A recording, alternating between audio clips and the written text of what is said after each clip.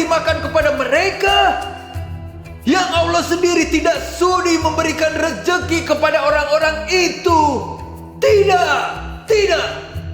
Saya menolak membayar zakat.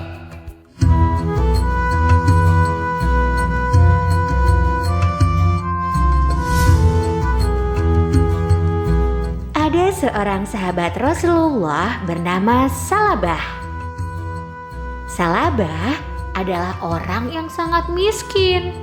Setiap selesai menunaikan sholat berjamaah di masjid, Salabah selalu buru-buru pulang duluan. Ini karena kain yang digunakannya untuk sholat hanya ada satu, dan Salabah harus bergantian memakainya dengan sang istri tercinta. Hari terus berlalu. Akhirnya Salabah menghadap Rasulullah. Ya Rasul, berikan kepadaku jalan untuk menjadi kaya. Rasulullah meminta Salabah untuk menerima rezeki yang ada dengan tawakal dan mengingatkannya untuk bersyukur agar Allah menambah nikmatnya. Namun Salabah bersikeras ingin menjadi orang kaya. Maka kemudian Rasulullah memberi sepasang domba kepada Salabah untuk dijadikan modal usaha. Dengan izin dari Allah, domba-domba itu berkembang biak dengan sangat baik, hingga ratusan jumlahnya. Salabah pun memiliki kebun kurma yang luas dan subur. Dalam waktu yang singkat, Salabah pun akhirnya dikenal sebagai orang yang kaya raya. Sayangnya, hati dan pikiran Salabah dikendalikan oleh hawa nafsu. Saking takutnya kehilangan harta, Salabah sampai lupa dengan ibadah. Sholat berjamaah pun ia tinggalkan karena terlalu sibuk mengurus ternak dan kebunnya. Hingga suatu hari, datanglah wahyu tentang zakat turun kepada Rasulullah. Rasulullah pun meminta Ali bin Abi Thalib untuk menagih zakat kepada Salabah.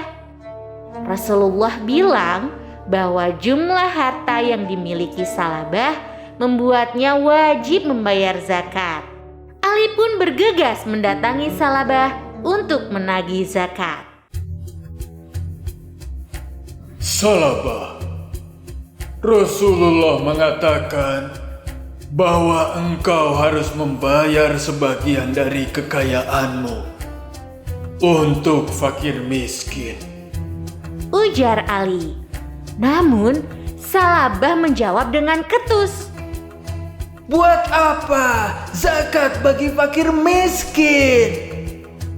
Maaf Ali, orang-orang miskin itu adalah pemalas. Lihat aku, kalau aku hanya duduk dengan berleha-leha, mana mungkin bisa mengumpulkan kekayaan sebanyak ini? Ali pun menjawab, tetapi rukun Islam telah menetapkan atas orang yang mampu bahwa ia diwajibkan untuk menunaikan zakat dari sebagian hartanya. Salabah pun naik pitam. Apa? Aku harus memberi makan kepada mereka yang Allah sendiri tidak sudi memberikan rezeki kepada orang-orang itu? Tidak, tidak. Saya menolak membayar zakat.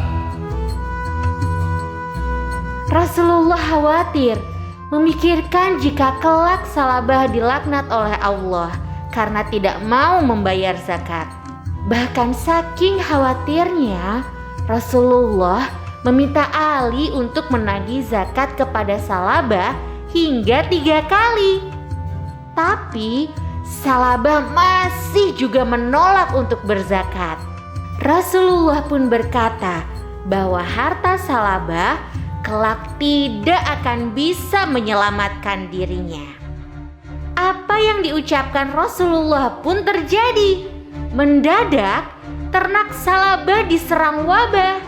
Bahkan banyak dari ternaknya yang mati. Tak hanya itu, kebun kurmanya pun menjadi kering karena diserang hama. Salabah akhirnya datang menghadap Nabi dan hendak membayar zakat.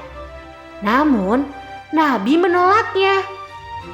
Salabah pun akhirnya mendatangi Abu Bakar dengan niat yang sama. Abu Bakar, aku ingin melaksanakan kewajibanku. Tolong terimalah zakatku, ucap Salabah.